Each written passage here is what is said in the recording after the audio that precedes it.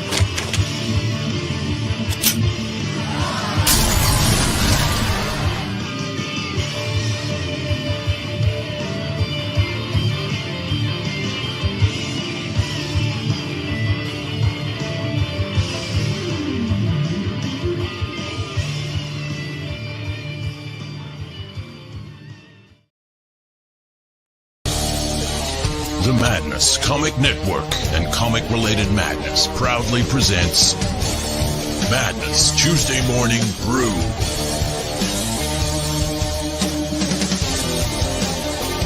Tune in to our content on Comic Talk with Pops Van Zant on YouTube.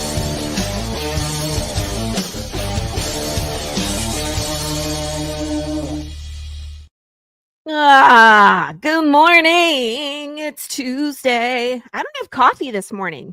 What's wrong with me? No, I'm already caffeinated. I'm drinking water because whatever. Adulting is hard. But I'm here.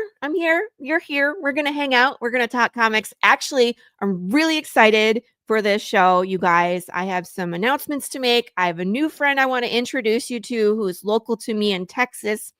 And we've been conniving, we've been planning, we've been, sorting through our joint brains and coming up with some shenanigans for you, some sharp shenanigans.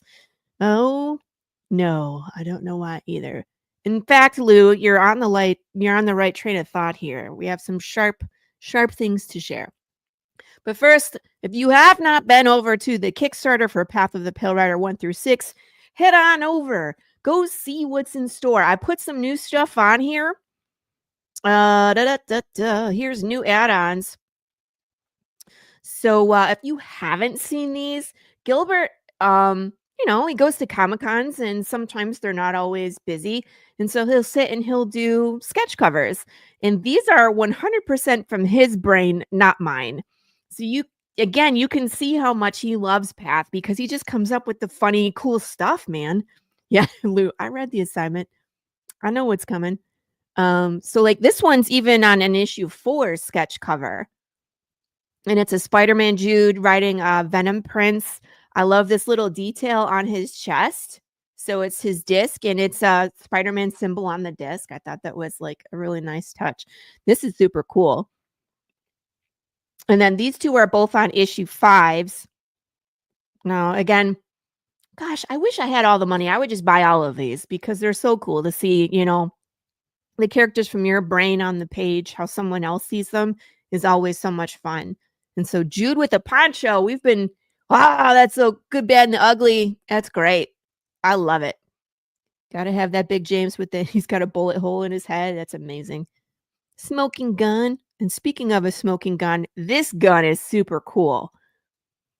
Right? So again, issue number 5, Half Dead Jude. We're always teasing Jude's mortality. You never know when he's going to get it. He might not. I might kill him several times. You never know. Because that's how I roll, everybody, right? I drink your tears. So nobody is safe in this world, as you know. So obviously Gilbert knows something because he keeps doing that. So we were just talking this morning and he is willing to put the original art up for issue 6 because when he draws the cover, so this bad boy, he has the pencils and inks drawn traditionally on 11x17 Bristol board.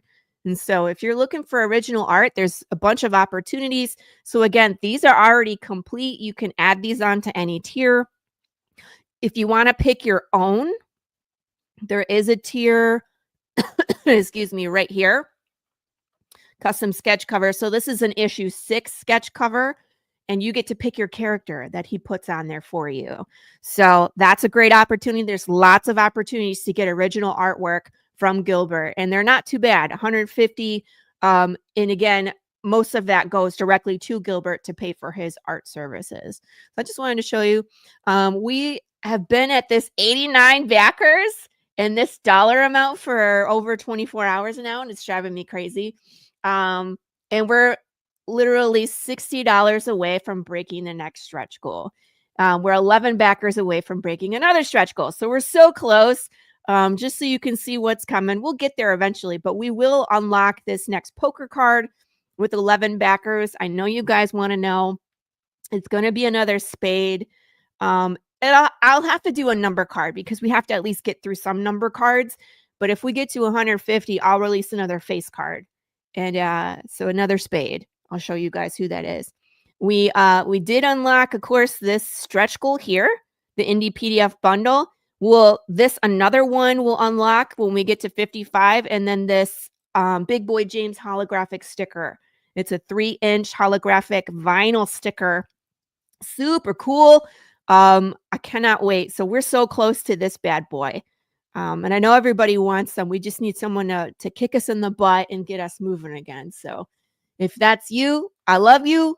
I might put something extra in backer number 90's box just because that's how I feel about getting us moving again. 11 cards from the next poker card, or 11 backers, sorry. Yeah, so that's that. That's where I'm at. Thank you, everybody who has backed and is coming along for the ride. We got lots of fun stuff coming. And enough about me. Let me bring in my guest.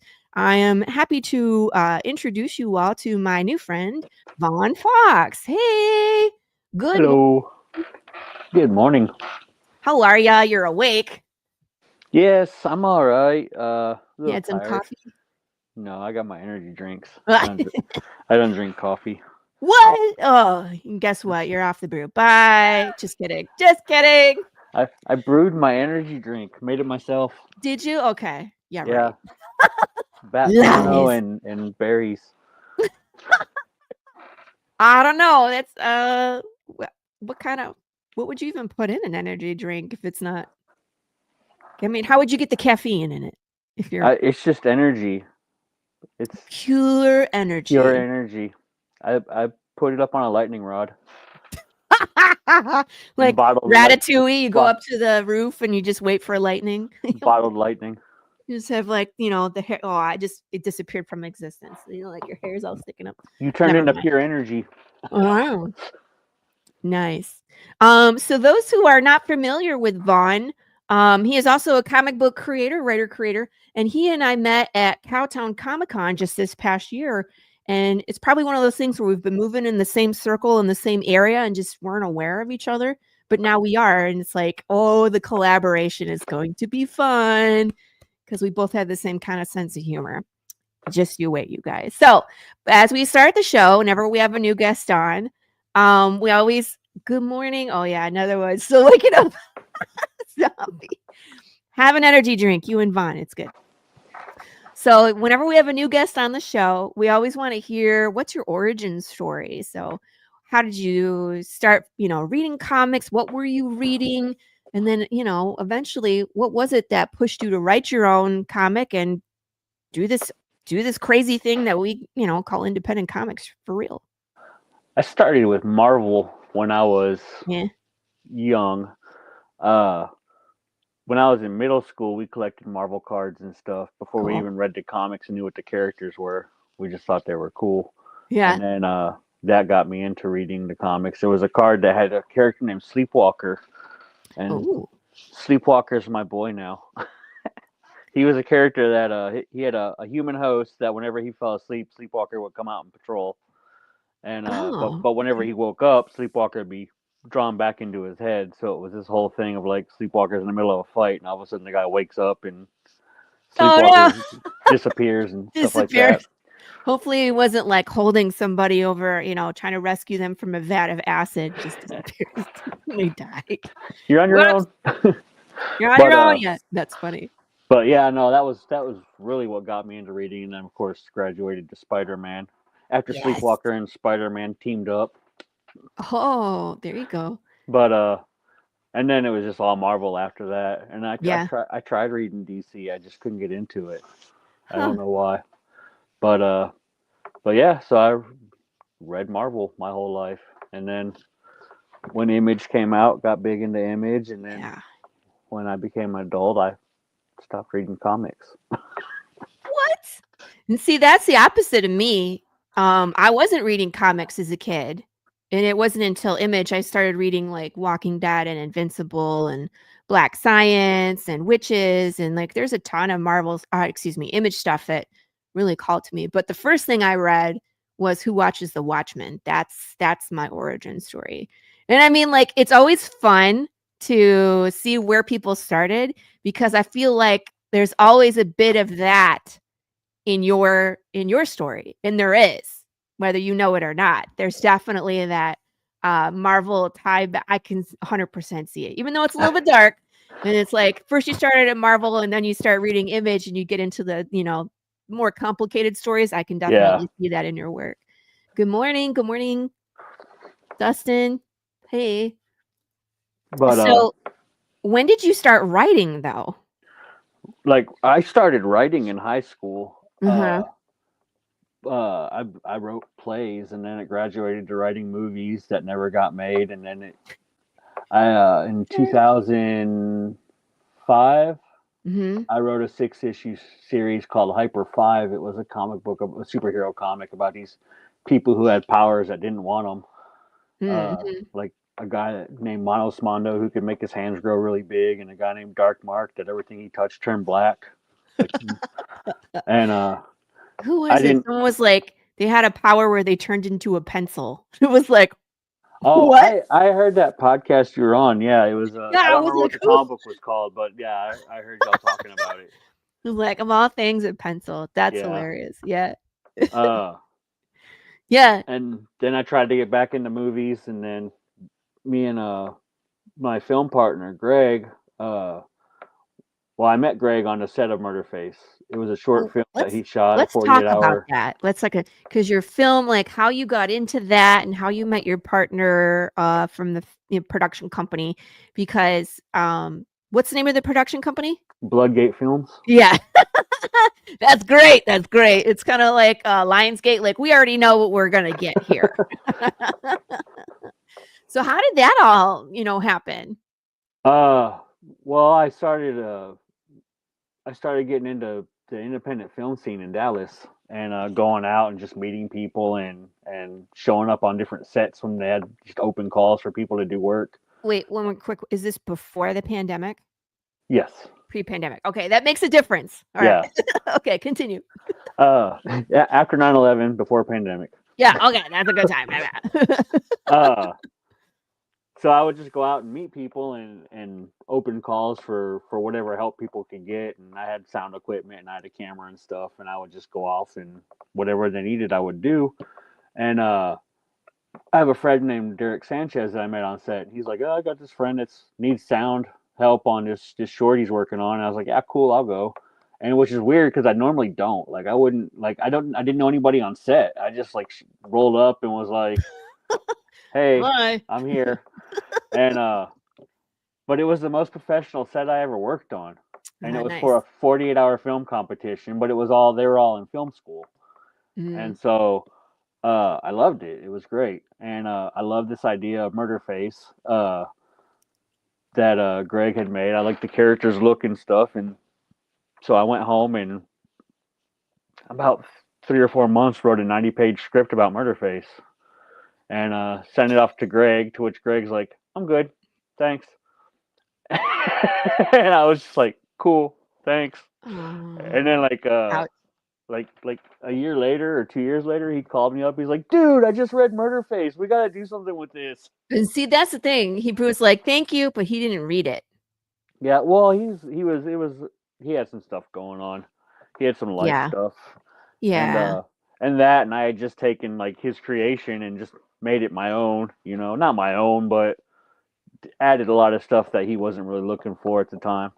Mhm. Uh, but anyway, so he called me up. We started working together, and just we started meeting up every weekend. And I'm like, "Oh, if you like the Murderface script, well, I've got 5 more horror movies that I've written." And he read a couple of those, and he's just like, "Dude, we got to do something. We got to get something going." And Yeah. I was like, "Well, I've been working on this thing in my head called Bloodgate Films. Where all our horror movies are like kind of connected, like the MCU type Yeah. of deal." And where Murderface fit into all that was he was kind of like their entertainment. Like if there's someone in the movie watching a movie, they're watching Murderface, or they're wearing Murderface T-shirts or Murderface posters. It was like itchy and scratchy type of deal. And so we were just rocking and rolling on it. We were rewriting Murderface, sending it off, getting it read.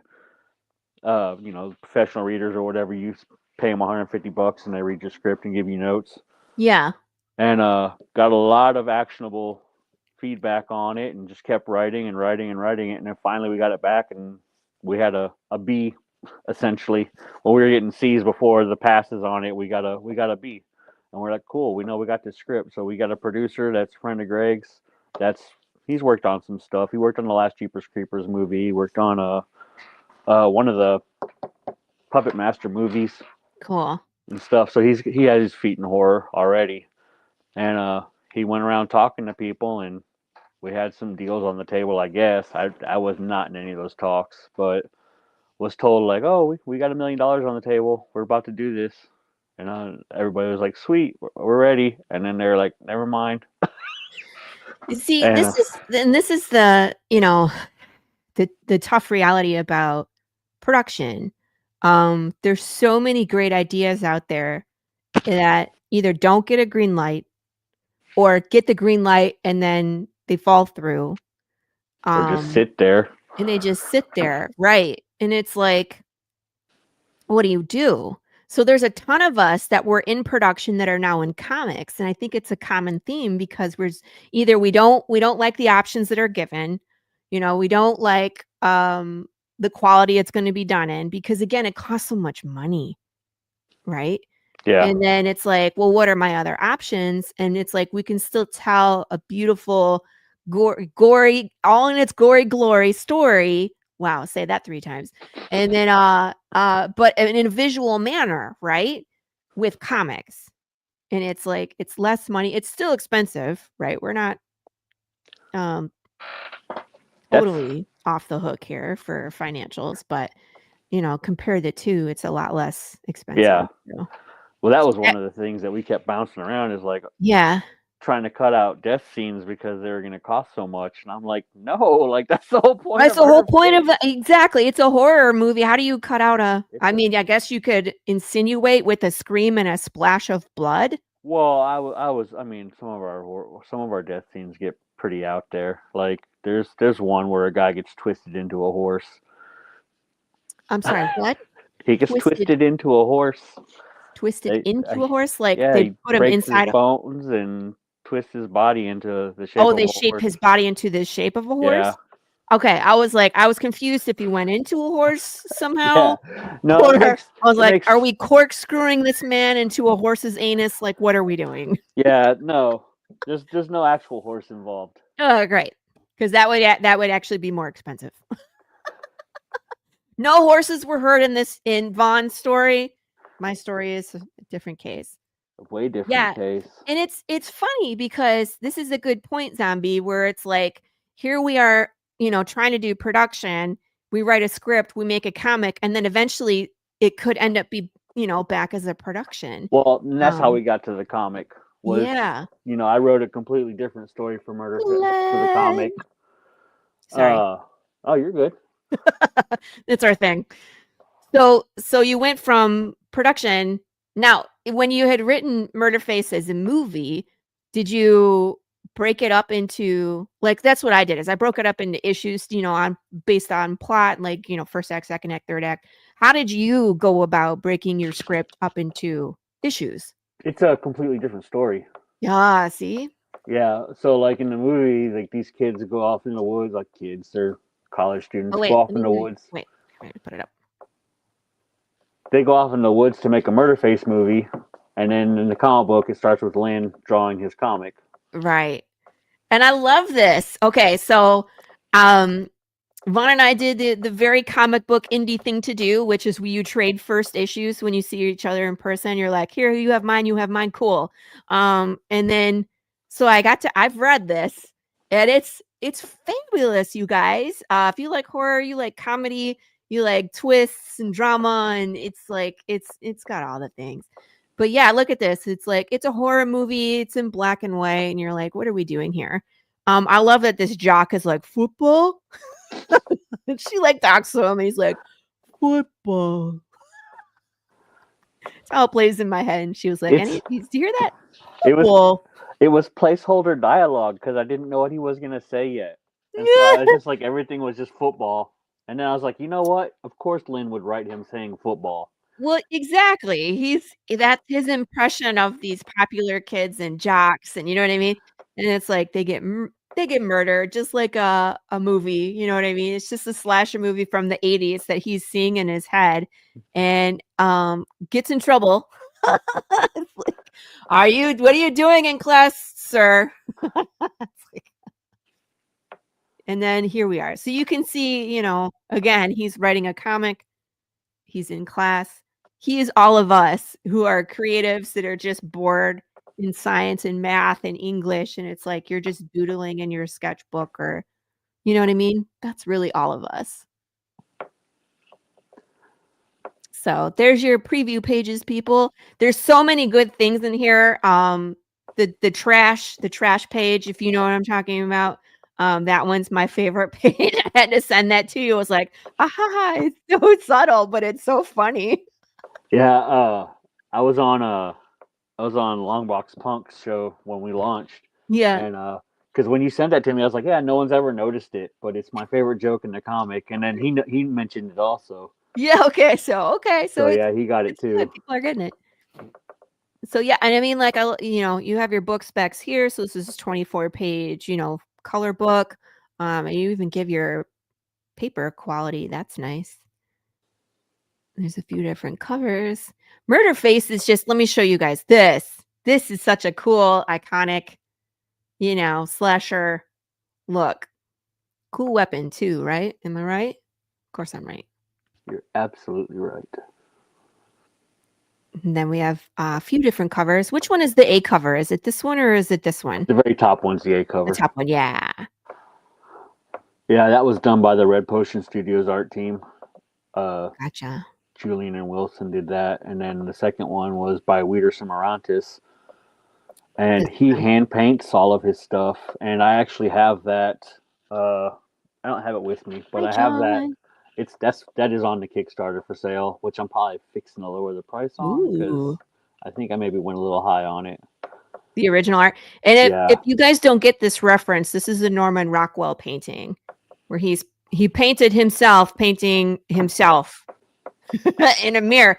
It's like it's like three different ways of painting yourself. But of course, Lynn, the main character, we don't know if he's really Murderface or not. And then let me back up. All right. Let's pitch this thing, right? So what is the premise of this story? I know what it is, so that's why I'm just skimming over it. But for those that are watching, what is Murderface about, Vaughn? So Murderface is about Lin Huang, who is a high school student who gets picked on and bullied all the time, and he finally has enough and draws a comic book of all his bullies dying horrifically, and gets in trouble for it, gets suspended from school, and then his bullies start dying horrifically in the same way that he drew in the comic. And so it's a whole deal of, is he Murderface? Is Murderface a thing? Is someone else framing him? And that's kind of the mystery of what is Murderface in the first couple of issues. Right. And so it starts off with his comic that he drew, and we see Trent and Carrie laying in a tent together, and Trent getting his spine ripped out. Delicious. Rip football. That's funny. And then, but yeah, so that's what's interesting, you guys, is that these are all the questions that I had for Vaughn after I read it. I was like, okay, is Lynn Murderface? Is Murderface just like an extension of Lynn? Is like his comic book like Death Note, where he puts things into the book and then they start to happen because is it the book that's special, or is it something about Murderface? There's so many different ways that this story can go, and that's what caught me, and poor Lynn, this kid who's being bullied, they really bully him, and to see what he's going through and how he's coping with it, it seems like it's just, but you don't know if he's really that psychopath underneath. So that's why this cover is so cool, is because he's painting what he thinks is himself, but then there's Murderface underneath. So you don't know, again, how much is Lynn and how much is Murderface. And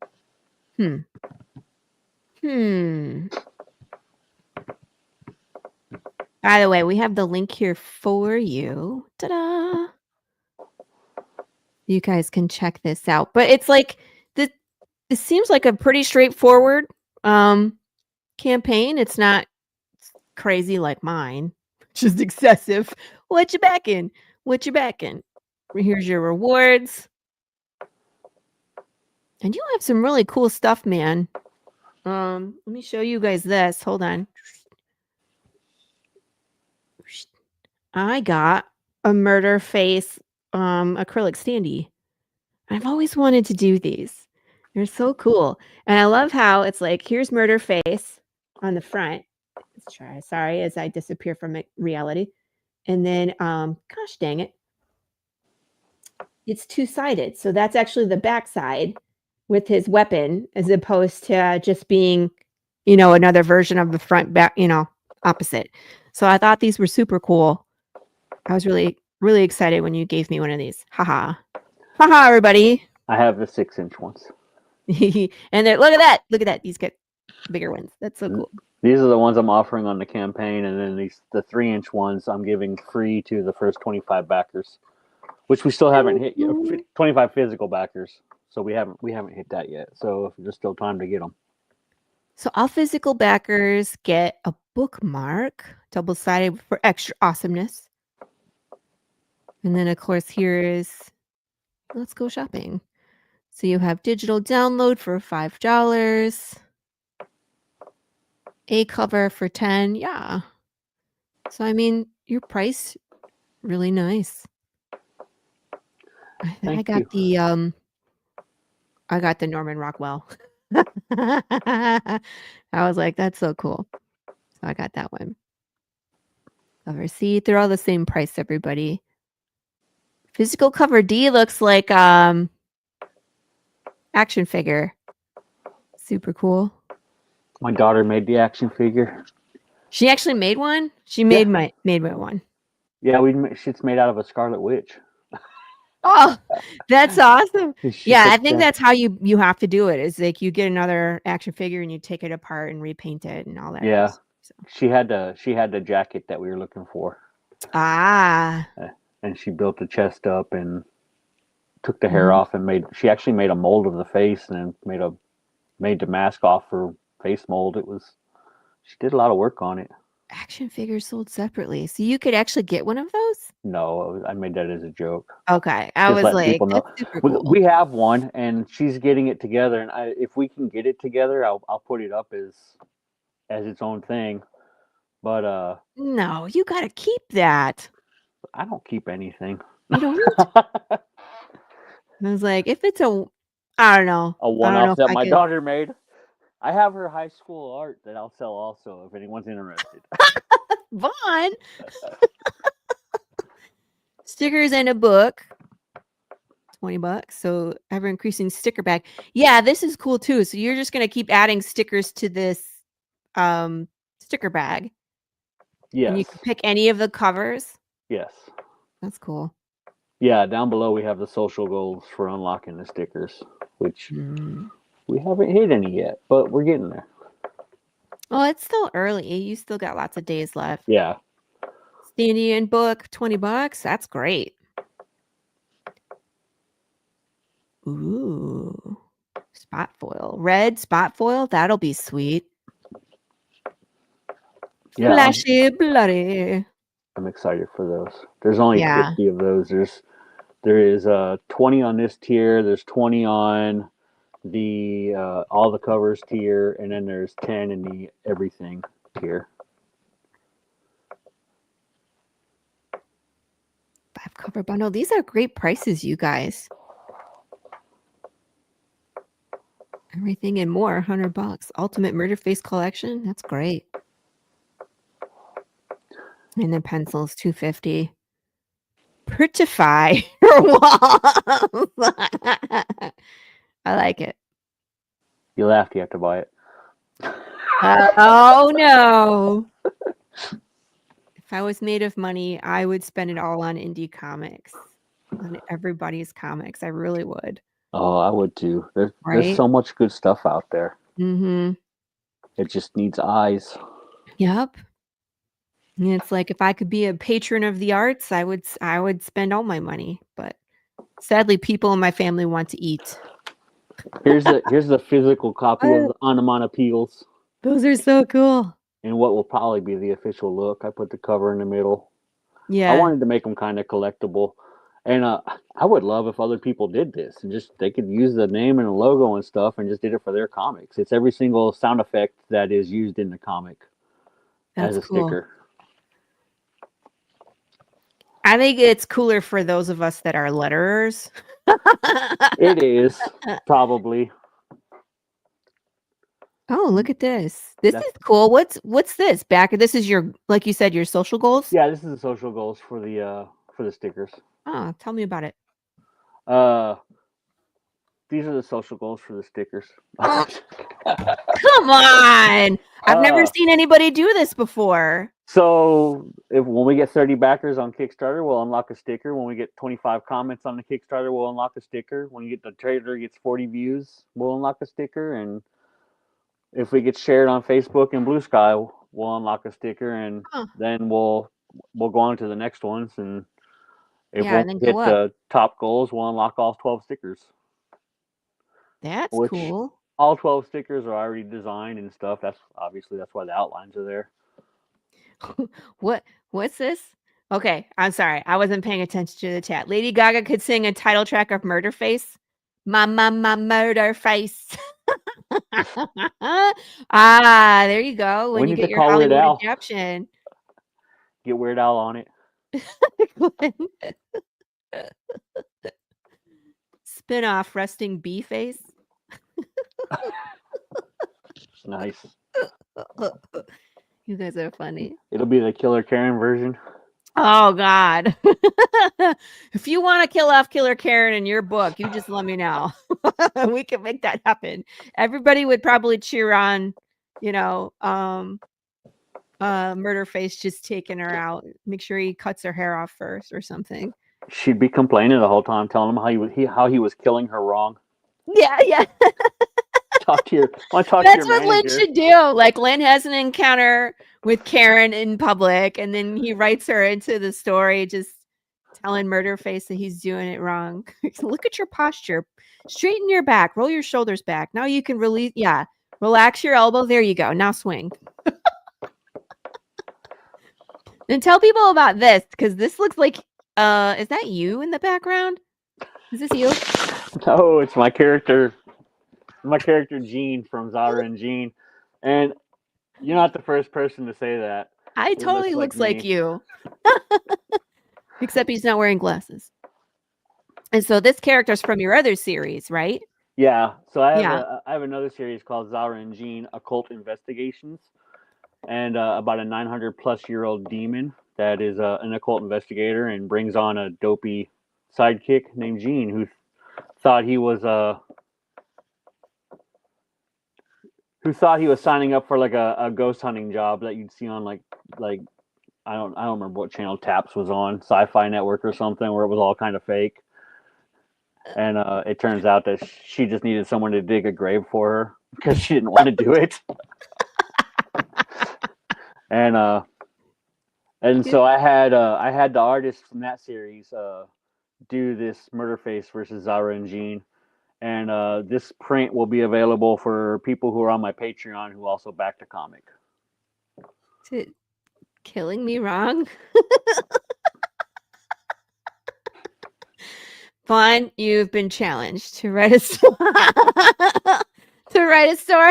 You can add Murderface and Karen. That would be great, and call it "Killing Me Wrong." Killing me wrong. Pages. You're doing it wrong. Oh my gosh! So this is hilarious because it's Gene. Does he have his phone out? Is he recording this? He's eating popcorn. Is he yelling at him? Just like, nah. Is that what it is? He's just sitting there eating popcorn, watching. He's just. That's hilarious. Knows that Zara will win, so he's not worried about it. Zara would beat Murderface? Oh, Zara would beat anybody. I love her.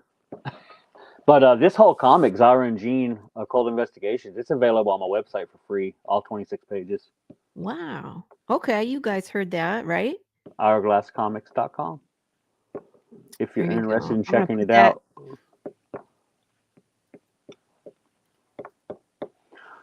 Hourglasscomics.com. And there we have it. Like, there's just so much good stuff on here, you guys. Just Hourglass Comics with an X. Sorry. That's all right. Ow. Spell it. You put it in the... I was trying to figure out how to do it. Whoa. Put it in the private chat, and then I'll copy and paste it, because I did it wrong. Don't do that link, guys. It'll take you to the wrong one. I'm not signed up for chatting. You don't have private chat? On the right side? Maybe. Oh. Yeah. Oh, I was trying to comment on it. Oh, no. In the meantime, I'm going to play something that makes me laugh because every time we run a Kickstarter, this is what we feel like this. Hold on. I think I'm bleeding. Am I bleeding? Ah! Ah! Ah! Nose and lips! Okay, ow.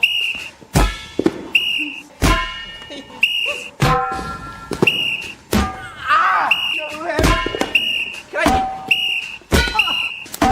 Ow, ow, ow. Ow! Wait! Ow! Ow! Ow! Please, Mr. Oh! Do a lot of people Right? use Fiverr? Not anymore. No, those are always the people that are like in your chat that are like, I can help you. Oh, I yes, can help. okay. I feel like Kickstarter has done a good job of stopping those messages from coming through, because I used to get like 20 messages when I would launch of just people from Fiverr like, I can help you, I can help you, I can help you. The worst was always when they're like, I like your campaign, but it's not good enough. And I'm like, Yeah. what the F, man? Your stuff looks great, but you know, you're not hitting your target audience. And so I'd always hit him back with, you made me cry. I haven't responded to any of them. I've gotten, I don't know, 2 or 3 emails. Yeah. So that's why I'm like, that's the video. When we were first releasing Kickstarters, there was just so many scammers coming at you. It's just like they're all from Fiverr too. But I used Fiverr for our Bloodgate Films logo, yeah. and I liked it a lot. Sometimes I've heard that people have good success with Fiverr for voice talent. Like even like look, Christopher Brown, he does some great trailers too. And then he always gets his voice work from Fiverr. But The company that did my trailer, Kamikaze Trailers, he told me that he hires everybody off Fiverr. yeah, so sometimes there's good stuff, but I mean, like when they're saying that they can promote you and guarantee you backers, it's a scam. If you can dodge a scammer, you can dodge a ball. Oh, see, that's the same thing. I posted my Kickstarter yesterday, and within minutes, everyone was telling me how they can make my campaign great. And it's just like, buzz off. Yeah. Buzz off. You're welcome. You're welcome. Christopher has a campaign that's coming up for a board game called Escargot, where you race snails. It's hilarious.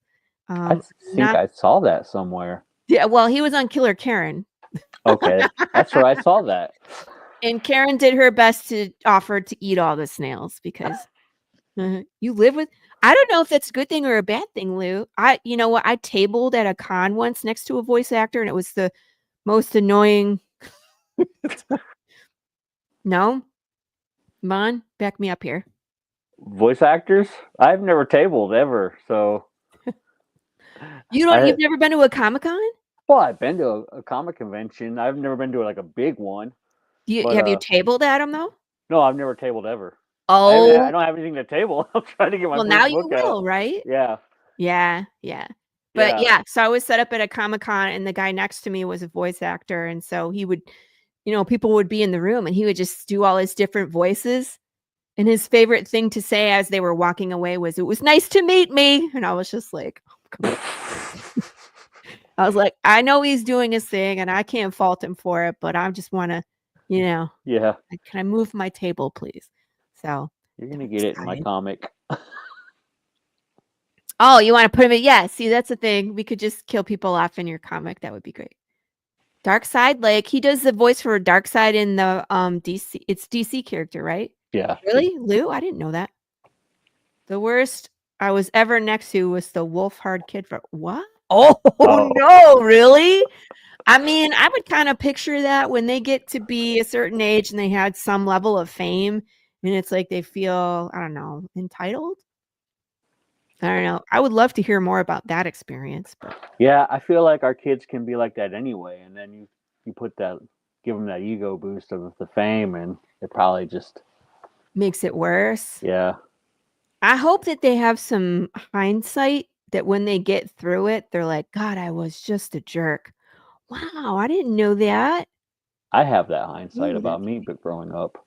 I mean, most everybody does. Like, what was I thinking? Whether it was the hair or rolling the tight what do you call it? Tight rolling your jeans? There was a kid. I was probably like a freshman in high school, and he was probably like in middle school, and he had a unibrow.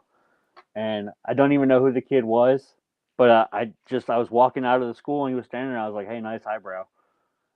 And like I just kept walking. And I'm like, "Why did I say that? Like, what was the Aw. point of ruining that?" And I still think about it. Like, it's such a small part of my life, but I'm just like, "Sorry, kid. I'm sorry I Aw. was mean You're gonna about your find that eyebrow." guy and apologize to him because it's Steve Buscemi with a shotgun. Yeah.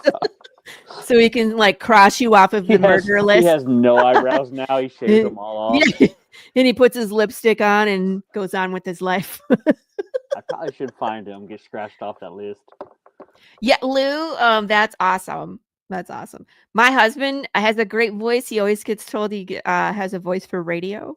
And so that's why I always have him record voice stuff like he does the Deep Thoughts by Dwayne Fink for those videos and the Jacques voice in the escargot Karen, that was my husband too. So I always ask the same thing.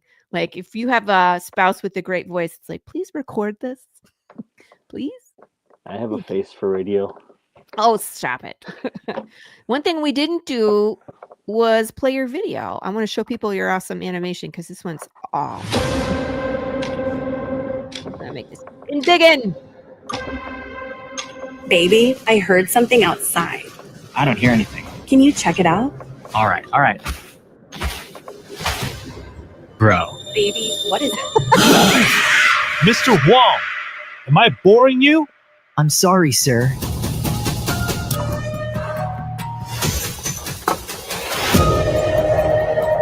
Shut up! This is becoming a problem.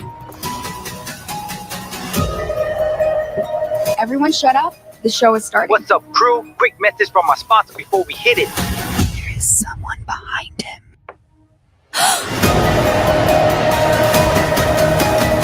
Take him down.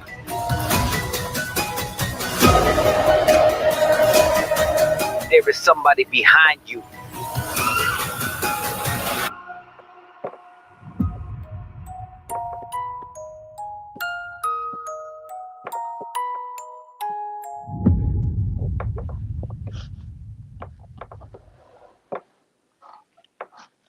Yeah, that is one of the coolest videos on freaking Kickstarter, you guys. I think it's great. I would love to have a video like that. In fact, I was like, Vaughn, who did your animation? I was like, I need their number. Yeah, it's a company called Kamikaze Trailers.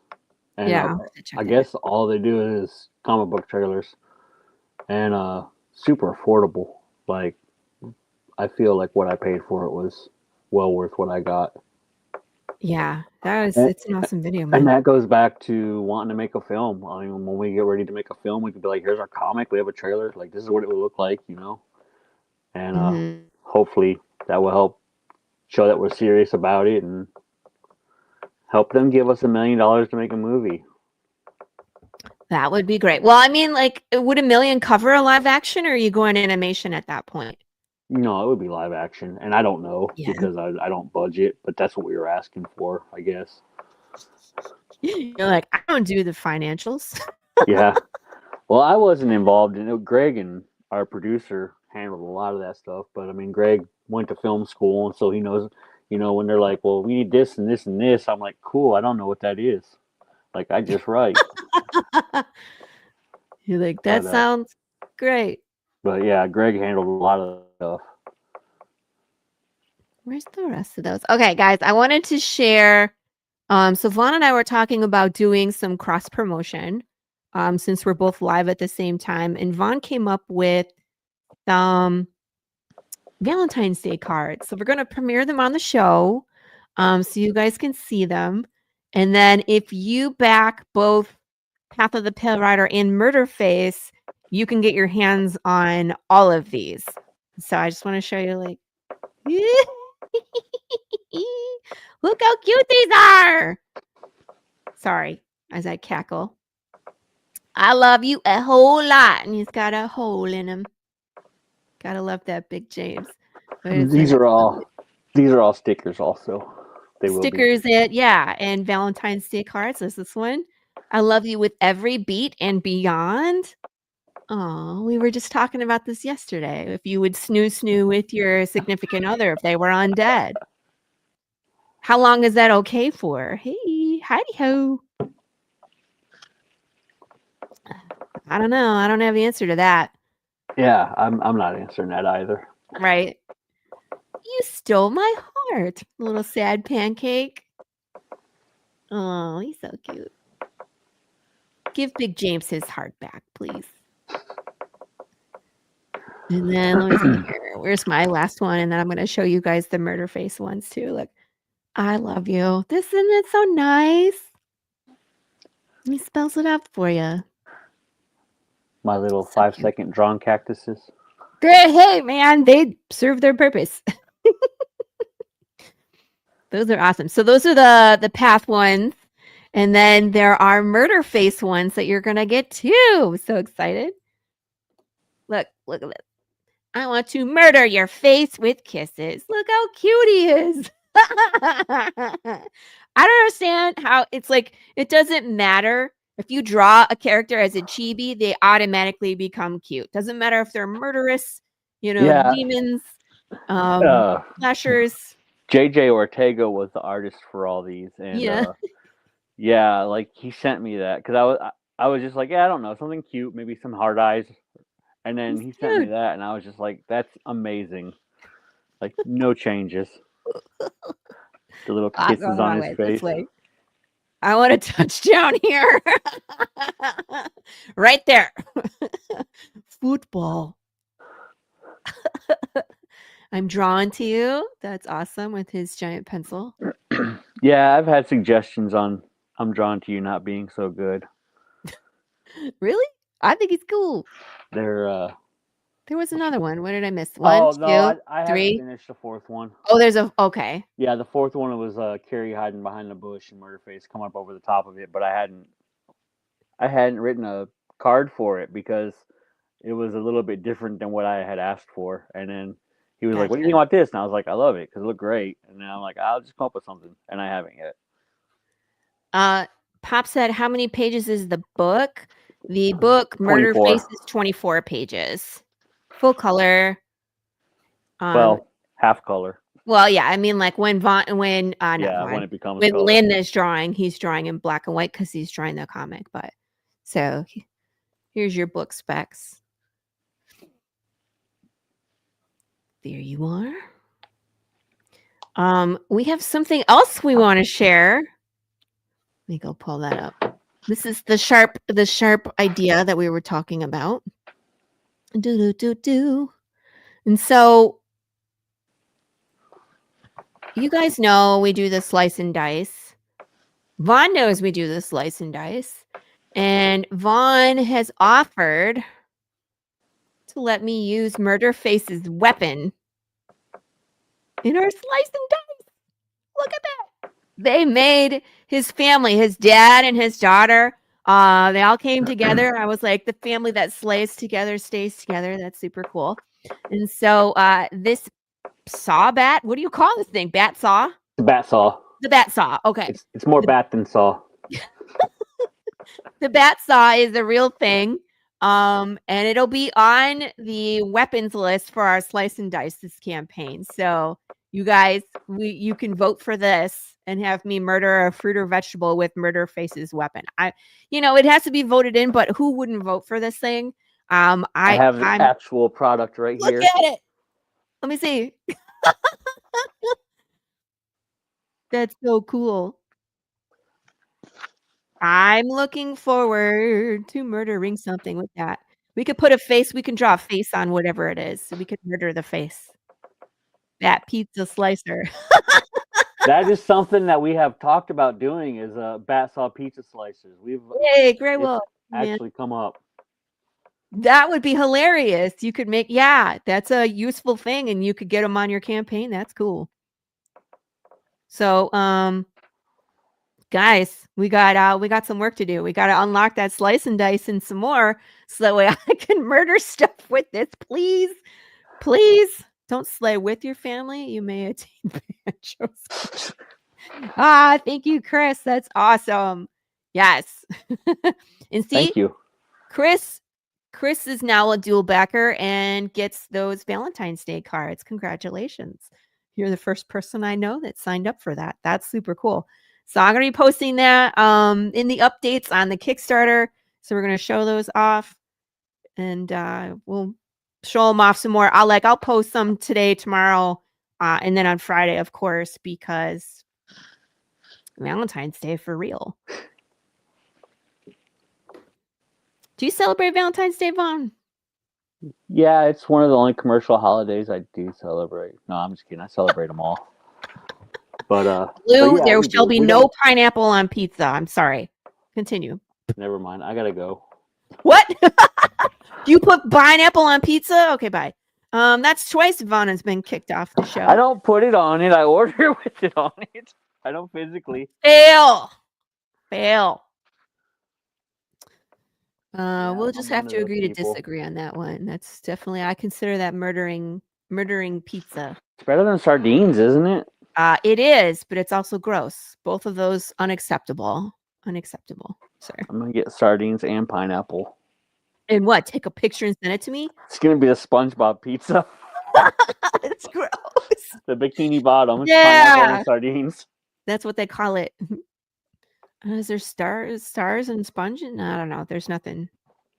You put starfish on it if you want. I don't care. That's No one's disgusting. We just got Karen. Yes, I know. Karen loves to boot people off her show. Murderfacing a pizza. We might have to murderface the pizza. Is what we're gonna have to do. The slice and dice. Well, if people choose the bat saw, we'll murder a pizza. How does that sound? The only thing is, what? I was gonna say I should offer bat sawed comics where every issue is just hacked into it once. Oh my gosh. People might like that. Karen would definitely like to murder some comics. Actually, Pops was trying to talk me into that, where he's like, send people the damaged copies and sign up Karen Needlemeyer. Where she's like, here's your stupid comic. I can't remember who did it, but somebody shot comics. There was like a guy holding a gun on the front, and they would actually shoot where he was shooting at, but then you could pay extra to get it with like a higher caliber gun, and it was like warning, comic may not be readable. But yeah, you could get like someone they could shoot it with a shotgun. Shotgun. And they still send you the comic, but it's in pieces. I need to look that up because I saw that not too long ago. That was what gave me the idea, the bat saw comics.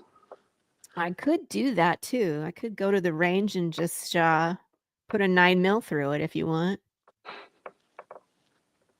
The next issue, you should offer gunshot comics. Interesting. Well, I'm gonna do the scratch and sniff comic for the cover, scratch and sniff cover. I think that'll be funny. With pineapple pizza. It won't be pineapple pizza, Vaughn. It'll be something. Haven't figured that out yet. Of course, I'm calling in all favors for my next issue. I don't know about you, but it's a big one. It's a big one for us. So I'm gonna have all the variant covers and number 7. Yeah, number 7 is the big one for us, where it's like, because 6 is like we're halfway through the arc and we're setting up a big moment, and 7 is that big moment to kind of push us into the second half of the arc, and it's nice. It's a wild ride. So looking forward to that. But it's like, don't put the cart before the horse. You got to finish what you're working on. You heard it here first. Jude dies in issue 7. I did not say that. With the rumors. Although I always encourage those rumors because I'm always like, yeah, we kill him like 3 times. Unalive a comic, Laurie. I'm considering it. That might be fun to do. Actually, be a good excuse to go to the shooting range. Is there a shooting range out here by us? I'm sure there is. It's Texas. I have no idea. No. Yeah, I'm too liberal for shooting ranges. You live in Texas. Everybody has a gun. I have a water gun. Oh, okay. Well, I don't think that counts. I just haven't. Although you have a murder bat, so To be honest with you, if someone broke into your house and you were standing there with the bat saw and someone broke into my house and saw me with a 9mm, they'd probably be more afraid of you than me. Totally gonna use it too. Are you going to do some practice swings? I caught someone trying to break into our house one time, but he was just drunk and didn't realize where he was. Oh, shoot. He was trying to get in our back door. You're like, are you supposed to be here? I said, you need to leave. He goes, oh, I was just here. I was like, I don't know where you thought you were, but you were not This is here. not it.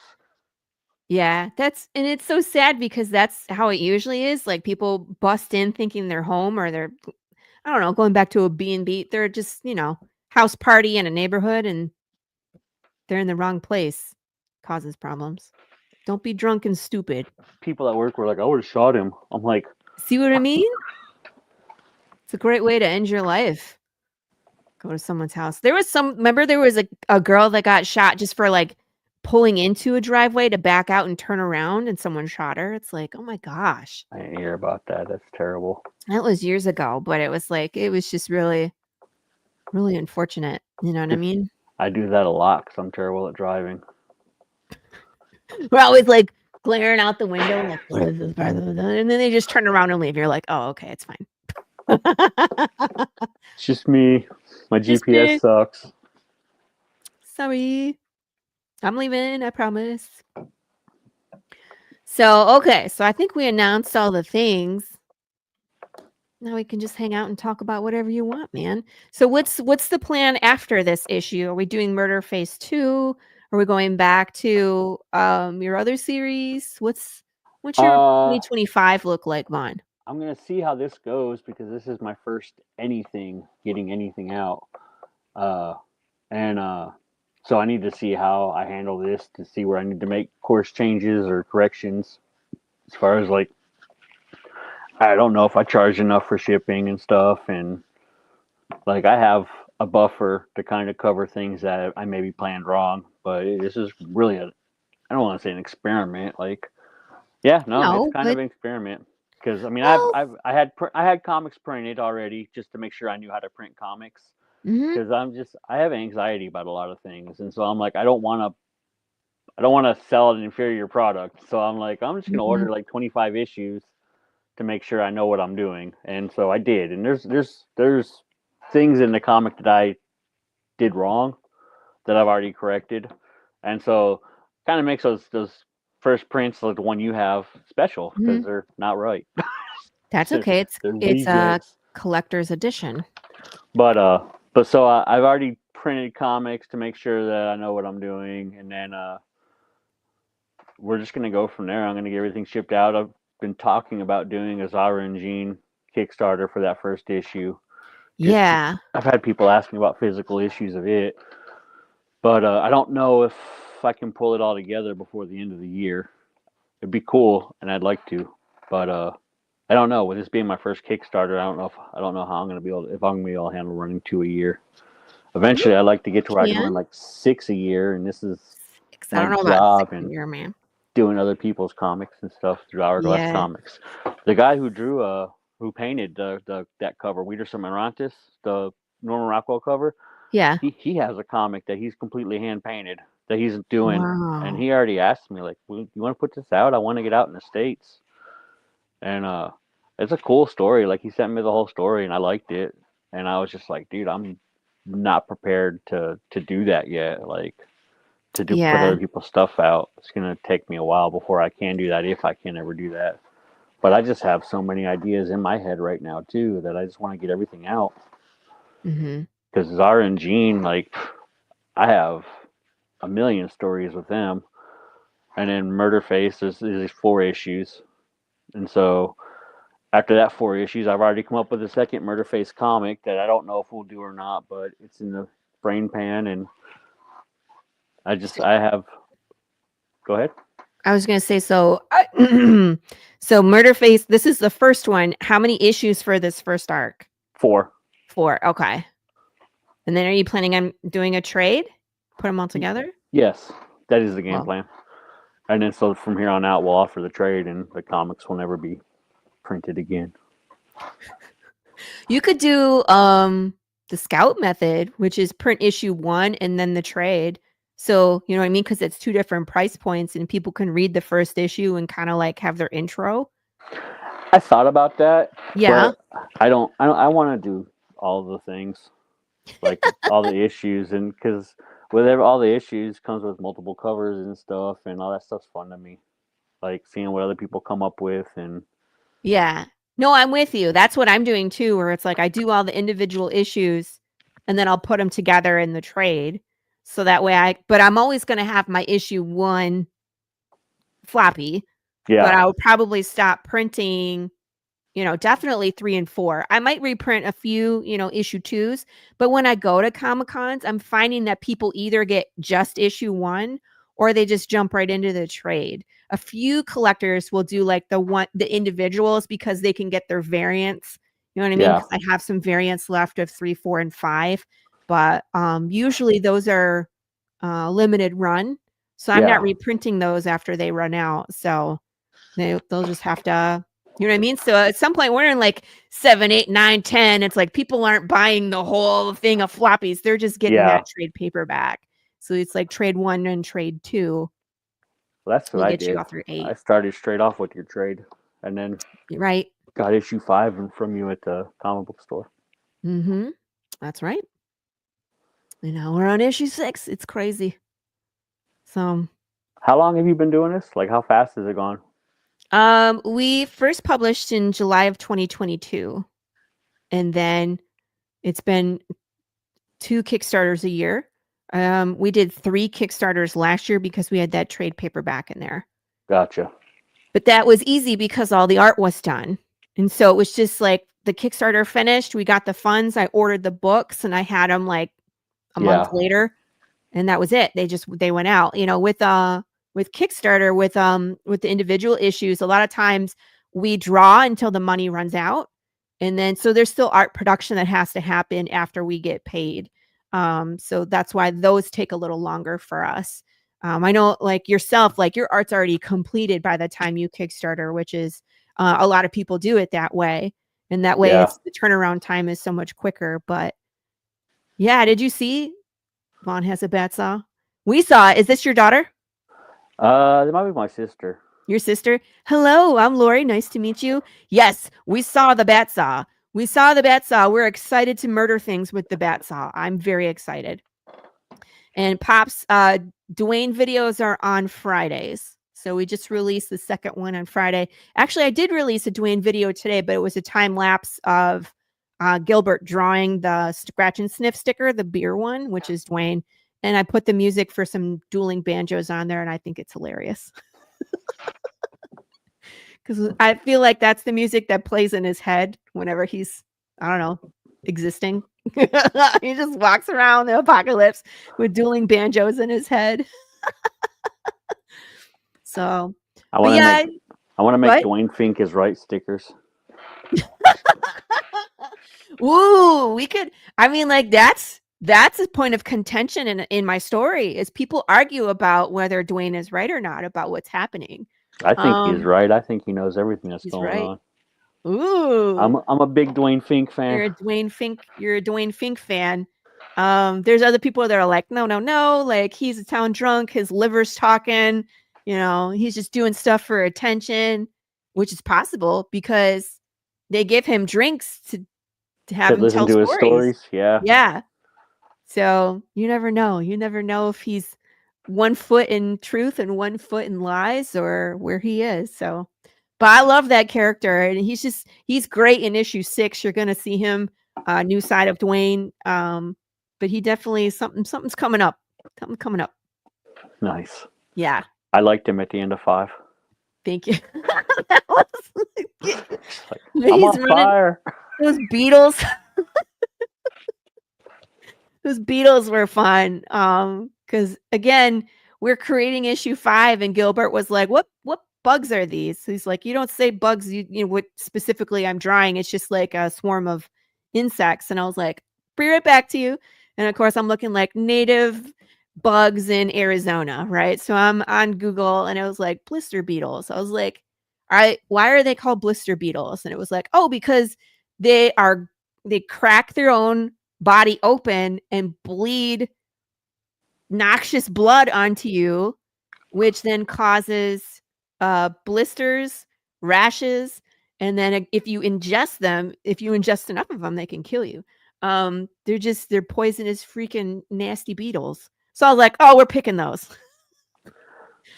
So I sent him like a picture. I was like, which one of these? Because there's a whole there's like 12 different variations of these things. Isn't that crazy? It's like the most spiteful bug ever. Seriously. And they're out in the American West. They're there existing. What the F?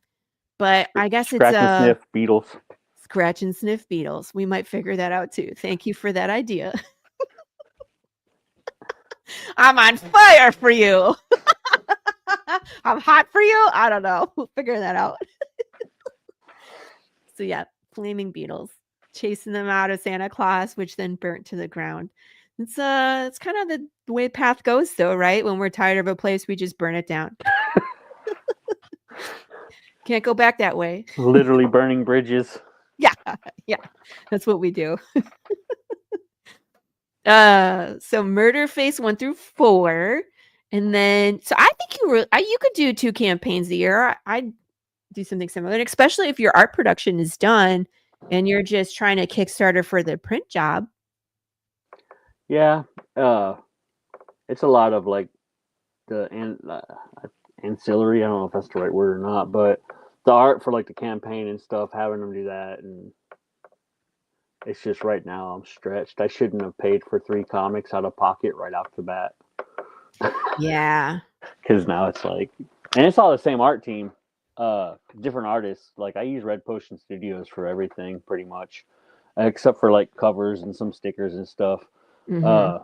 I have some stickers I just got from a guy on Reddit, and I thought I was gonna get scammed. And what?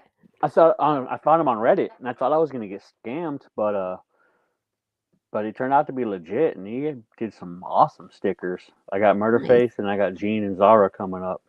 So I have some art already for like stickers and stuff like that planned. I love doing stickers. I know people get like super inundated by stickers, but I put them on my comic box, and so I love getting new stickers. It's actually that's what my wife does. She decorates my box when I get stickers. That's cool.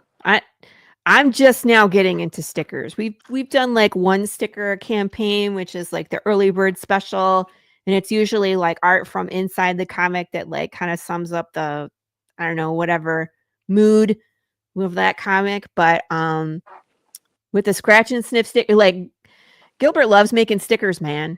He really does. I have a whole set of stickers that I haven't released yet. Oh wow. Yeah, but he did these like melted popsicles that are POTPR characters, so I haven't released those yet. I got to do that. Like these? Yeah, that's exactly. But yes, but we did ours in circles. But yes, that's what we did. Yeah, Gilbert's great. He does some fun stuff. It makes me laugh. Like that whole Big Jude, the combination of Big James and Jude was totally Gilbert. Where he was just like, "What if I combined your characters?" And I just had to laugh, and I was like, "Do it! That's awesome. See what happens." That looks cool. So I thought that was fun. So we come up with some fun stuff. You ever combine your characters? I have not. The print of Zara fighting Murderface is about as far as I've gone so far. I guess I could have Jean dressed like Zara and Zara dressed like Jean. Oh, what if you had just had Lynn, little Lynn, wearing oversized clothes and like the mask pulled up on his head or something like baggy.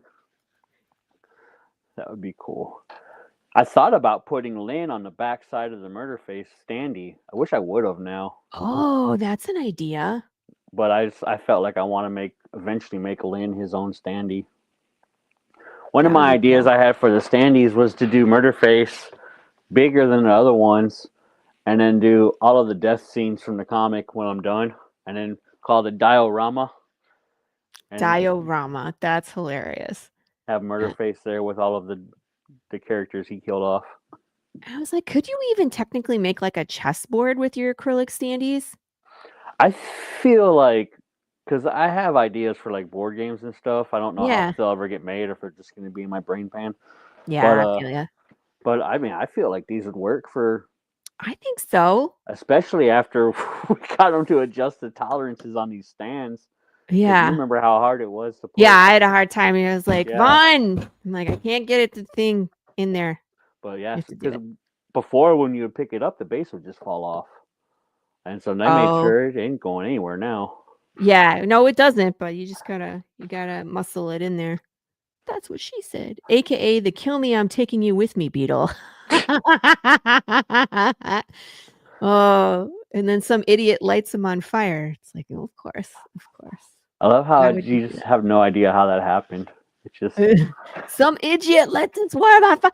Oh, it's something that I had mentioned 2 comics ago. It was in issue number 3 where they were talking about not knowing what to do with these giant swarms of undead bugs, and it's like someone decided to try and burn them to get rid of them, but they were still flying, and so they would burn like farms down, and they would burn just buildings down, as they're on fire. So it's one of those things like blink and you'll miss it. Like we had mentioned that before, but now it's actually happening. So foreshadowing is fun. Murder, death, destruction. Oh man. And that's what I have to wonder about your characters is how many are going to make it out of that 4 issues alive? I don't know. None of them? What happens if Lynn dies? Lynn's gonna be the final girl. Does Murderface, what if Lynn writes himself being murdered? Would Murderface murder Lynn? He would have to. If that's the way, if that's what Murderface is. Unless it's Lynn. What if Lynn is Murderface? Then he's not gonna unalive himself. That's what I was gonna say. Like, how would he murder himself? But it was just, if he puts it in the comic, would it contradict? It's like, I want to say everything. Don't. I'm so bad at No, don't do it. Don't spoil it. Yeah, no, I'm not. But I get so excited to talk about my stuff, and it's just so hard not to. You and every other creator. I know. I love having people on the show that are so passionate about what they do. I'm so excited. But the problem is that I'm like, no spoilers. Like you can't talk about that, Vaughn. Not here at least. If you want to tell me in person later, I'm cool with that. You can still tell me. But nope, no spoilers. No spoilers. No. I gotta pay for it just like everybody else. I see. Okay.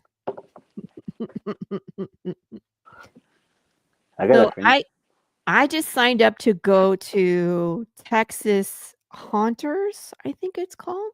Texas Haunters Comic-Con. It's at the Irving Convention Center, so it's in Fort Worth. Is that in October? It's in July. Weird. But it's a Halloween theme, like horror themed. Halloween in July. Yeah, I guess. It'll be my first time going. So I don't know. There's still spots, so I had to fill out his thing and go. But so I've been told, that there's horror cons in Texas. So I'll keep you in the loop because once you have your book and you have merch and you have like horror themed things, we could go to like that one. Texas Frightmare Weekend's a big one. It is. I have not been there before. They require a COE, which I don't have. They don't have business insurance. They want a certificate of your business insurance because there's so much. I guess there's so many exhibits and expensive things at Texas Frightmare that if you are responsible for breaking them, then they charge your insurance. I don't have that. So I don't have business insurance either. No. So that's why I was like, I was totally going to go and then saw that I'm not set up for that. So, but that is a big one. Greg, my film partner, Greg used to make commercials for them. Yeah. I've been on their podcast. Oh, yeah? Yeah. It was actually early 2020. We were promoting the comic book. And this was before it was the first artist team the one that kind of fell apart because of freaking COVID happened. And yeah. Everything just crashed and burned. So it was before we even were published that I was on their podcast. And it's like so much has changed since then. That was 5 years ago, man. Yikes. It'll get better, right? Right? What's your comic say?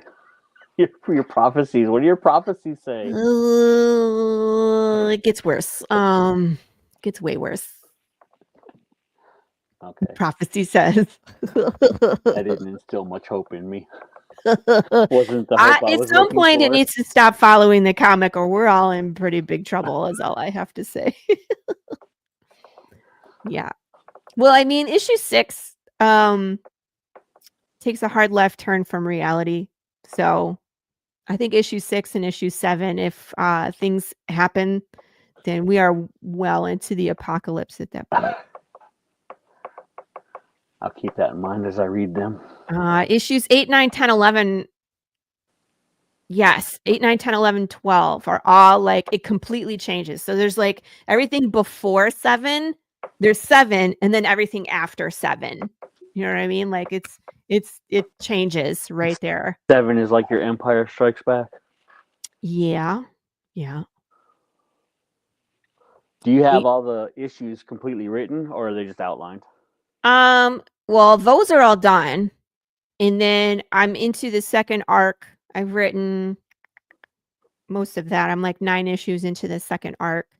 I have the last like 3 to close up shop. And they're all like, those are outlined. I just need to clean them up. Yeah. And then I actually have the beginning of the third arc. Now the third arc is the end. It goes to 36. There is an ending. It's planned. But I haven't written any of that down. So that's on my plan to do this year. So in case I get hit by a bus, like we can release the ending and people can actually know how it all resolves, as opposed to like George R. R. Martin, where we will never know what was intended for Jon Snow. That would be my main concern if you got hit by a bus. Is Yeah, what happens in Laurie's story? Damn it, we will never know. Not Laurie getting hit by a bus. Who cares? Laurie's dead. Bye. I need to know how the story ends. It's just one of the unfortunate side effects of Laurie being dead. Who knows? I could be the first one that comes back from the dead. Do you have plans to venture outside of Path? I do.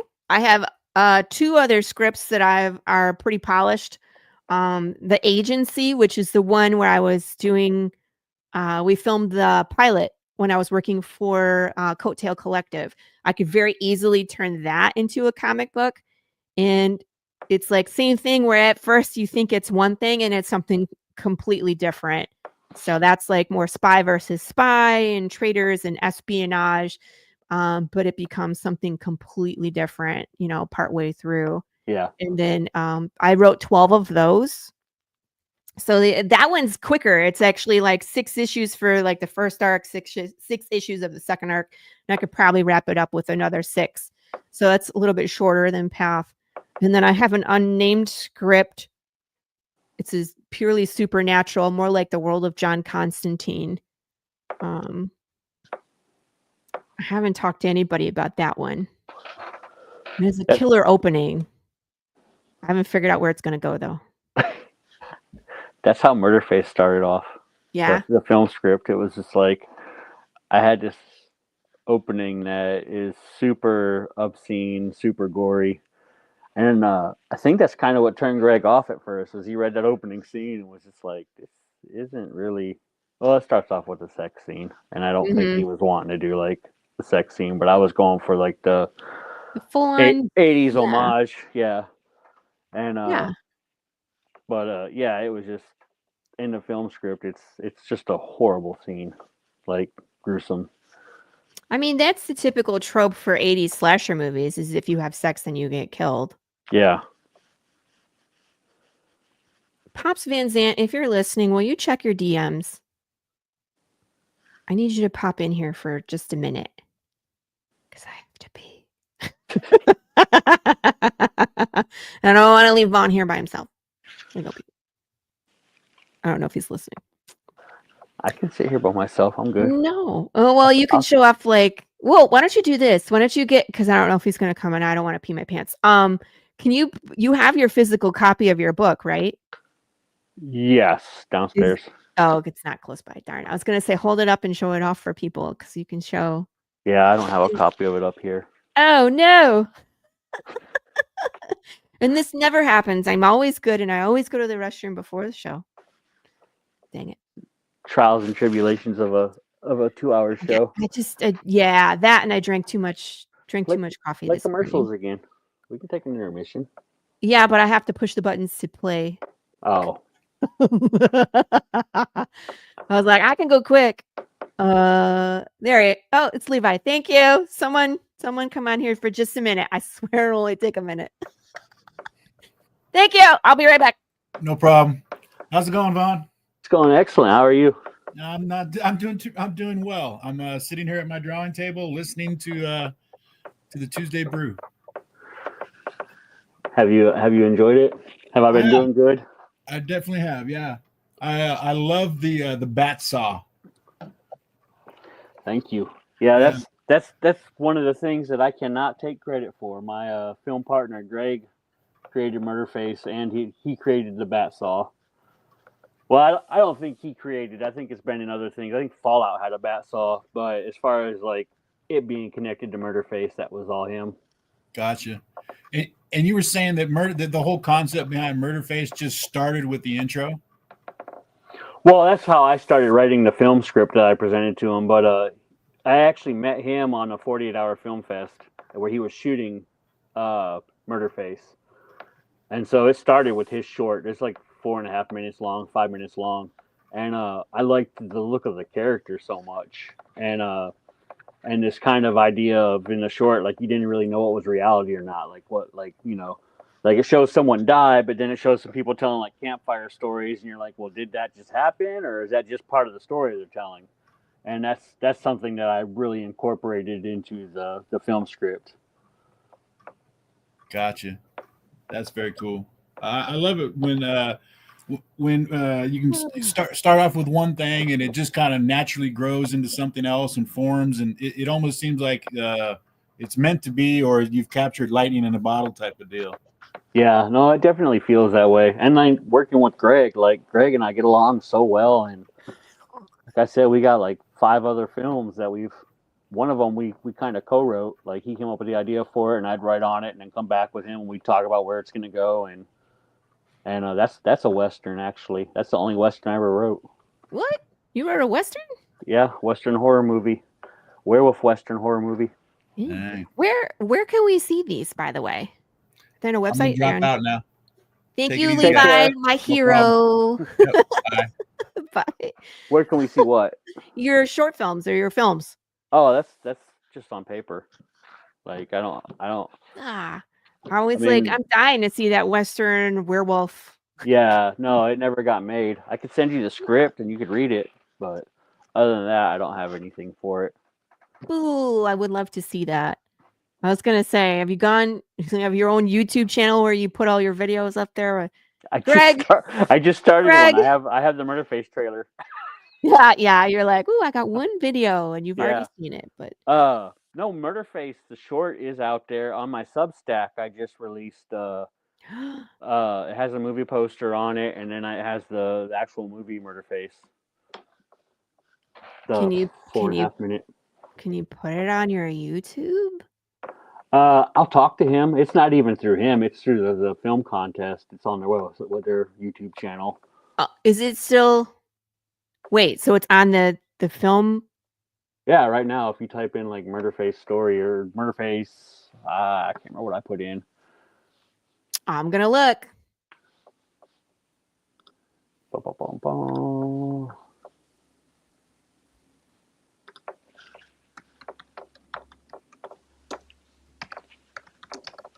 Murderface confronts the doctor?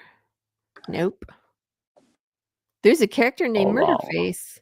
Yeah, there is in Metalocalypse. Yeah. Oh, damn it. We knew that when we made the short. Yeah, but I type in Murderface and that's all. Type in Murderface short film.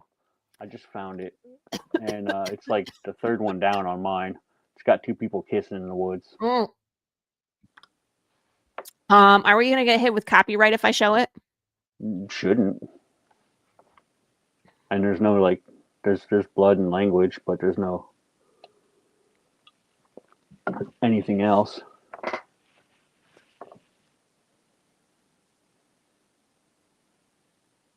can't hear it. Oh. Let me try rebooting. Can you hear it now? Nope. Ow! Stop.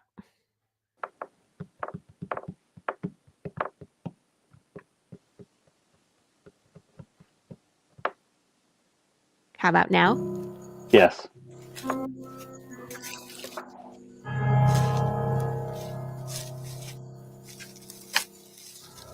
All right, you assholes. Answer me.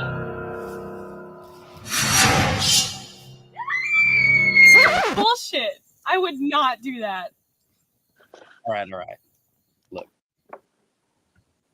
Let me start over. So, these kids go camping, and they decide to play a prank on their friends.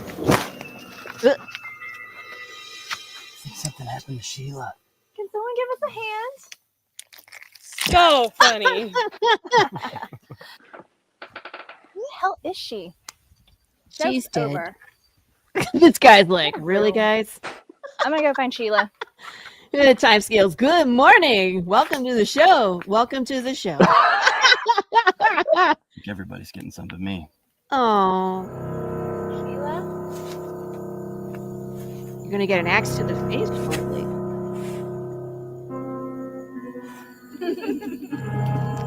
Hello. Wow. What the heck? Yeah. Welcome to the show. Oh, come on. Why do all of your stories have lesbians in them? Like, what the hell? We were changing. So, anyways. Oops. Are you shitting me? Do you know how much this hot costs? Oh, she did. Come on, man. My Hey, I goodness. told you it's nothing. I'm telling you, I heard something. I think it was a scream. Kenny, are you 12? Cut the crap. It's not funny. Come on, you'll be back before you know it.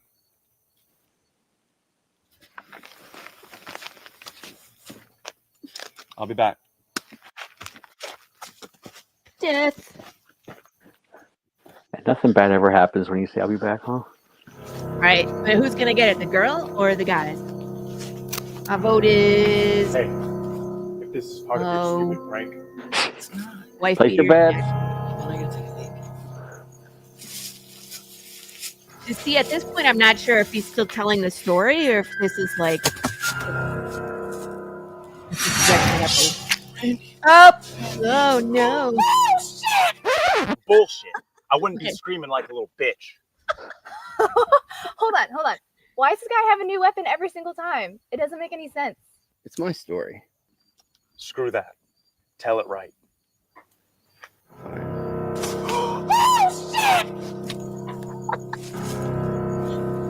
That's gonna hurt in the morning. Those dicks. All right, you assholes. Answer me. Yeah.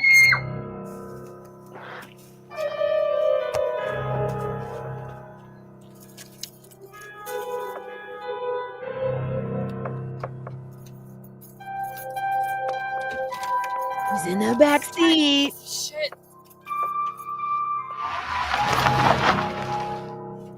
Oh shit! Hush it, woman! Well, Oh. that was great. Anyway, none of us would do any of that crap.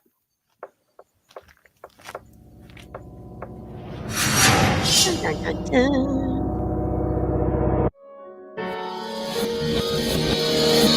That's what spawned Murderface.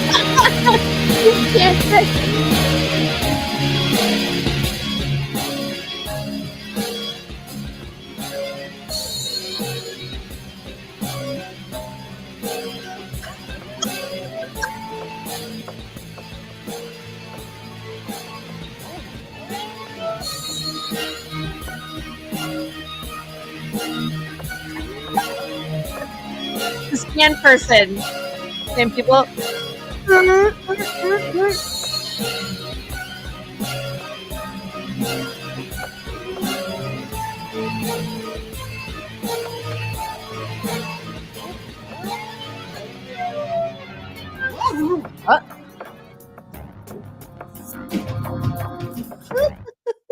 That was awesome. Wait, stop it! Oh, sorry.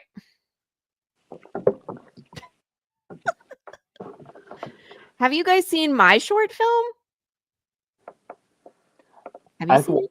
I've watched, I think, a newsreel or something that you posted. I don't know. I haven't watched any No, I haven't watched anything outside of. Say it again. Catfishing. No. Let me go back to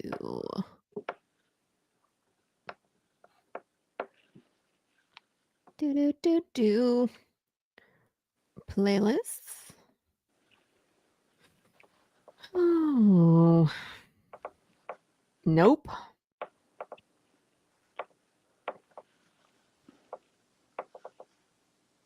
It's like all the way at the bottom. Here it is.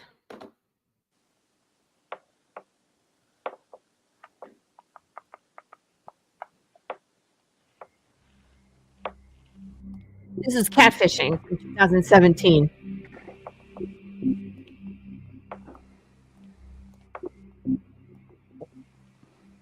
It's just before Texas. This was before Texas.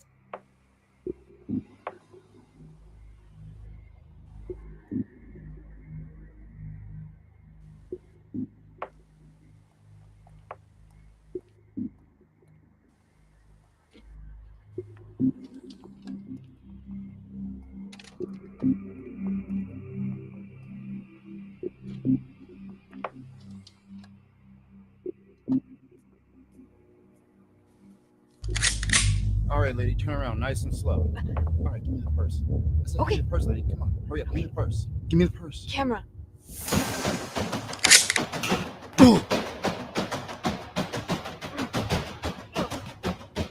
Calm down, lady. I just want the purse. It's on your obvious.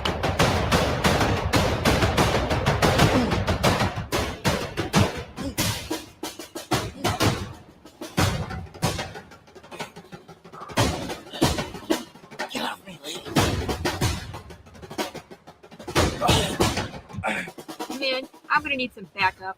I thought you said this was a sure target. He took the bait. He's just the Bruce Lee of street thugs. Get here. All right, I'm 2 minutes out. Our acting is just great. Fights are better, but acting not so much. Command, I have a weapon.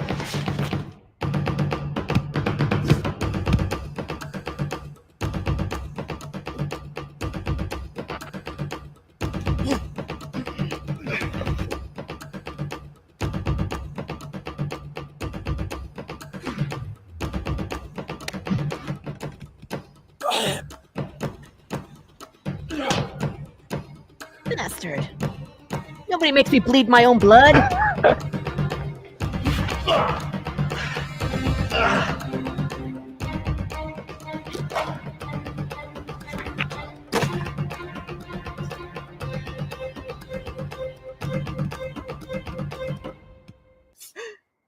You have a red light on lethal force. This is capture only. Can't.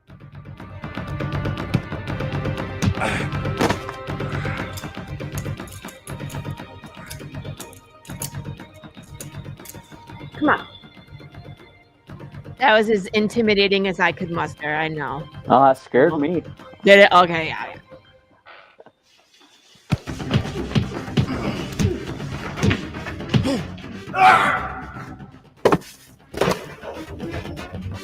That was an actual kick to the face.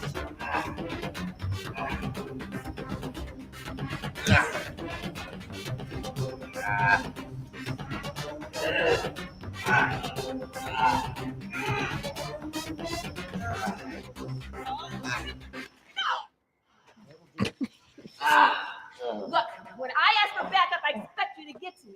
This is your out. You gotta finish what you start. But look, this is not our normal target. I mean, look at him. Do something. You want your Hail Mary pass? Here it is. Like, You really managed to piss her off. I don't want any problems. I just want to go. I don't think Okay? that's an option.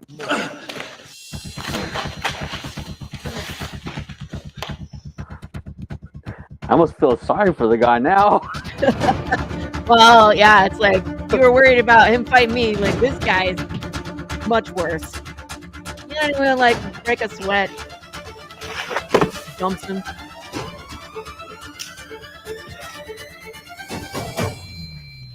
See how you handle this.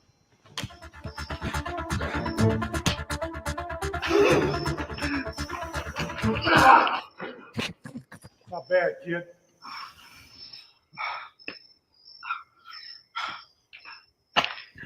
The tall guy, he's one of the most deadly people I know in real life. Did you meet him through martial arts? Yeah, these are both my martial art friends. What's going They're on? both really dangerous, but Why are that we even the fighting? tall guy especially, him, can kill you in about 3 seconds. Oh yeah, that was great.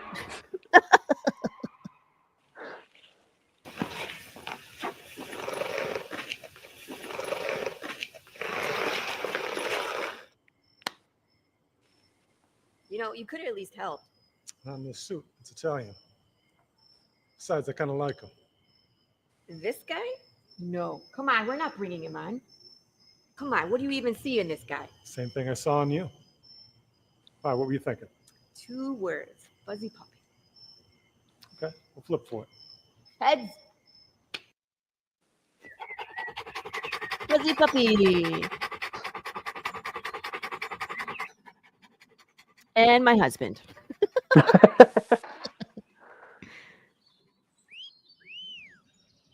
Next target acquired. You need any backup? Not from you. This is cute little short, you know, heavy martial art. A little bit of a twist at the end. I liked it. It was good. Yeah. It was really well shot. Yeah, the production company was great. Like they were serious. So we had a good time doing that. And it's like once you do something like that and you see it in real life, it's kind of it's like that addiction. It's like I need to make more of these. I want to do more of these, you know, and it's like every time you do them they get better. It's just like doing comics. It's like we get better at honing our craft. And again, I'm not that the whole purpose of that film was to kind of be like our virtual calling card because our fight club, our fight team was there. So it's like we can choreograph gun scenes, you know, knife fights and grappling, and we can take all the hits and do fall down for you. And so that was the whole point of that. Is like we're not actors, but we're really good at our craft. And if your film production company can capture it, you know, if they can do the work to capture action, we can make you guys look really good. Yeah. So, but again, it's like then we moved to Texas and all of it went. This is what happens. This is what happens. But it's also my claim to fame. Like I can do these things I talk about, you guys. I'm always like, oh yeah, I knife fight. People are like, yeah, right. That's what happened in Texas. What happens in Texas? But I mean, that's just life, isn't it? That's our journey. We start out doing one thing and end up somewhere else, and it's just a natural progression. Nothing stays the same. And I love what I do. I always say I have the best job in the world. I get to make comics. So I'm super happy. I work in a factory. I had to ask Vaughn before we started the show. I'm like, because he works nights. And so he actually woke up early to come be on our show this morning to help promote, you know, his Kickstarter.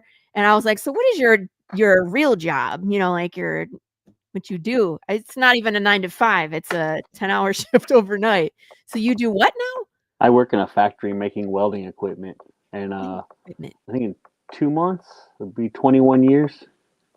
Wow. Yeah. Super fun stuff. Do you like run the machines? Do you I work in a cleaning room. So like they'll machine the parts on the machines. Like all the parts to the welders and stuff they'll machine, and then they'll come to me and I'll wash them to get all the grease off them, and then a lot of them I'll acid dip to kind of inhibit the parts rust inhibition, so they don't get rusty. They'll last longer on the shelf until they're ready to be made into a welder. Interesting. How big Yeah. are the welders? Like, are we talking about commercial? Yeah. Like I work for a global company, like, Mhm. but yeah, they're one of the top 3. And it's in Denton? Mm-hmm. I had Been no there idea. for years. I don't ever go west. I'm You always should like, go west. I guess. Everything's west. I don't know. It's like, what is there? I just don't know. It's like we got to prosper and like we moved into our house and then it was like in the pandemic, right? So pandemic started in March. We moved into our house the first week of April. We were excited to move into our house because we were living in an apartment that was a middle floor during the first month of the pandemic, and we were just going crazy Yeah. because it's just 2-bedroom and a kitchen, dinette, and a living area, and we were in the middle floor, so we had someone upstairs and someone downstairs, and it was just a nightmare. So, but it's like you get into your house in the pandemic, and it's like you don't talk to anybody, you don't go anywhere, you don't do any exploring. We don't, Yeah. and like people are like, "What are the restaurants by you?" And we're like, "We still don't know." We DoorDash. So it's just funny. So I've never gone west. It's like we go east to McKinney, we've gone north to Salina, we go south into Frisco and Plano, Dallas. But this like, what's west of us? I have no idea. Denton is there. The barren wasteland. Is it? No, they got colleges, TWU's there, Oh. UNT's there. It's a big college town. So that's where all the good food is, and Really? I guess I don't know. We don't go there often. That's when my ears perk up. I'm like, food? What food? What kind of food? What are we eating? There is a Chinese restaurant in Denton that I love called Mr. Chopsticks. Really good. Nice. But yeah, no, I've been acid dipping welding equipment for 21 years. That's crazy. 21 years. I went from working in a restaurant as a fry cook to working in this factory. So all I've ever done in my professional life is put baskets into hot liquid. It was like it's either this basket or that basket, but it's still back with baskets into hot liquid. That's funny. It's what I was born to do. Everybody has a calling. Well, see, now you need to write that into your comic book where Murderface just like pulls a lever and drops someone into acid. Deep fries them. Yeah. Absolutely. That makes me laugh. All right, this is the part of the show where you tell people where they can follow you on your socials, on your website, and all the above. I am Hourglass Comics with an X on Facebook, Blue Sky, Instagram. Don't do Twitter anymore. Recently started a YouTube channel. So pretty much everywhere I'm Hourglass Comics. I was going to get into Mastodon and another one and didn't. My daughter runs my TikTok channel. Oh, cool. Yeah, I saw the video that she posted of making the bat saw. Yeah. Yeah, I was like, that's cool. Yeah, so she's in charge of TikTok because I have it on my phone, but I've never really used it to make anything. That's all her. I just want to remind everybody, you can also head over to Kickstarter, go back Murderface. I'm telling you, you won't be disappointed. This is a great book. I enjoyed it. And again, this is the most important time for us as creators is to support our fundraising campaigns because it ensures that we can make cool products, new stories, exciting things for you guys. If you're saying that you're going to come pick it up after it's made, that's great. But the campaign is really what helps us make it a physical item. So appreciate everybody that's backed. Make sure you go back Murderface, back Path of the Pale Rider. Here's my link. And when you do, you get Valentine's Day cards like Jude St. Clair telling you he loves you in front of Cactus. Look, now, I know everybody is shipping Jude and Lola. You guys haven't met all the characters yet. So there will be an I love you from Jude, but I'm not saying to who. Big James. Yeah, it's Big James. Don't forget, you will also get the Murderface ones as well. You'll get a whole sheet printed of Valentine's Day cards. Want to murder your face with kisses. Amazing, amazing. And Vaughn, thanks again for coming. I appreciate you. It was kind of a last minute thing. I had a cancellation. I was like, Vaughn, would you like to come on? He was like, yes, I will wake up early just to be on the Tuesday morning brew. So I appreciate that, sir. I really appreciate you having me. Had a good time. Good. I'm glad. Everybody else, thanks for coming. Remember, we're going to be here every week. Be excellent to each other. Kiss your babies. And we'll see you next time. Bye. Bye.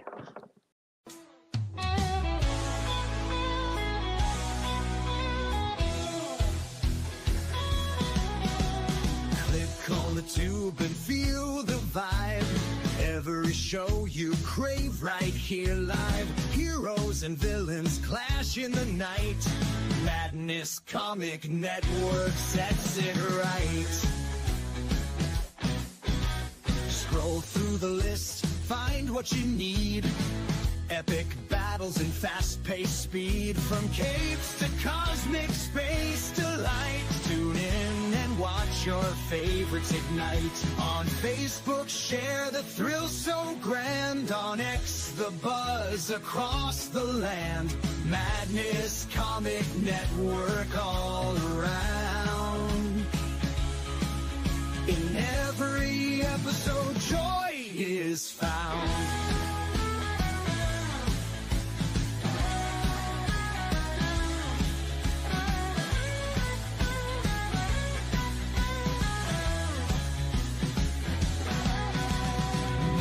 Uploads, they never end. Superheroes and their friends. Catch every twist and every turn. Madness Comic, you will yearn. Stay up to date with every twist. Madness Comic, don't miss a gist. From laughter to tears, every mood. Madness Comic sets the groove. Click that button and subscribe. Catch the wave and ride the tide. Join the fun, join the craze. Madness Comic brightens days. Oh!